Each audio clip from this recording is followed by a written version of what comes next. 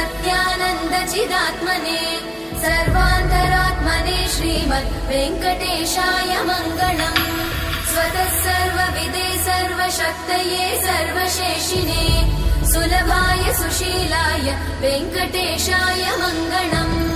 परस्मै ब्रह्मणे पूर्णकामाय परमात्मने प्रयुञ्जे परतत्त्वाय वेङ्कटेशाय मङ्गलम्। आकालतत्त्वमशान्तमात्मनामनुपश्यताम् अतृप्त्यमृतरूपाय वेङ्कटेशाय मङ्गलम्।